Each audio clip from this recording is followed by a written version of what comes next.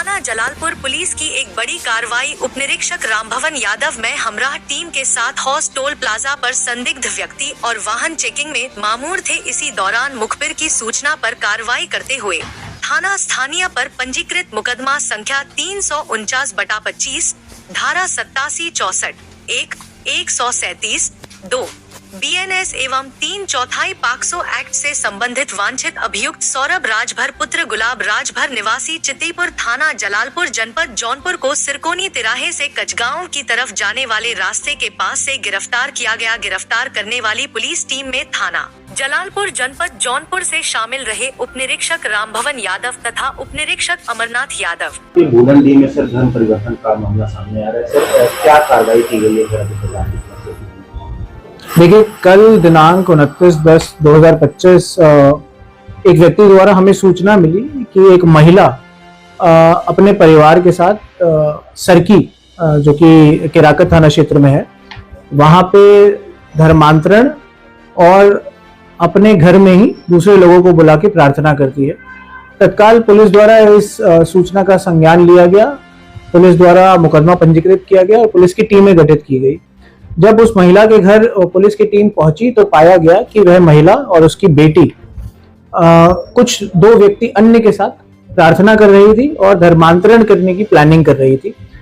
उनके घर से बरामदगी भी हुई, उनके घर से बाइबल मिली, एक पुस्तक मिली जहां पे वह जो नोट्स हैं बना रही थी, जिसमें ईसा मसीह की बात हो रही थी। और उनके घर से हमें अन्य ऐसी वस्तुएं बरामद हुई जिससे ये पता चल रहा था कि यहाँ प्रार्थना होती है और धर्मांतरण की प्लानिंग की जा रही थी।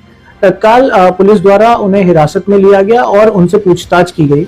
पूछताछ में पाया गया कि यह महिला और इस महिला की बेटी और अन्य 2 व्यक्ति भुलंडी में एक व्यक्ति है जिनका नाम दुर्गा प्रसाद यादव है और उनकी बेटी, जिनको ये प्रीति दीदी बोलते थे, उनसे जुड़े थे लगभग 5 साल पहले।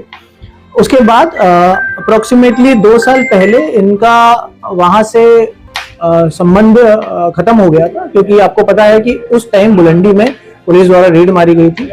और उसके बाद यह घर में ही प्रार्थना करने लगे और यह लोग जो दुर्गा प्रसाद यादव और ये प्रीति दीदी इनको बोल रहे थे, उनकी YouTube वीडियोस देखते थे और उनकी YouTube वीडियोस की नोट्स बनाते थे और उन नोट्स को ही देखकर, उन नोट्स को ही पढ़कर यह दूसरे लोगों को भी इसके बारे में बताते थे।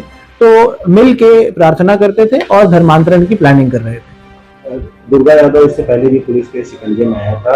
आखिर ये कैसे, ये जो पूरा उस एरिया में ही ये लोग काफी सक्रिय है, तो इस पे पुलिस के इस पे तत्काल हमारी टीमों द्वारा भुलंडी जाया गया और पाया गया दुर्गा प्रसाद यादव वहां पर नहीं है।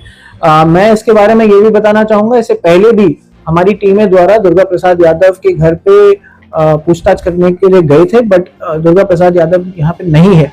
जब उस महिला और उसकी बेटी से पूछा गया तो बताया गया दुर्गा प्रसाद यादव और जो उसकी बेटी प्रीति है वह यहाँ नहीं रहती है, वो कहीं और से YouTube वीडियोस बना के अपलोड करती है जिन्हें ये सभी लोग देखते हैं।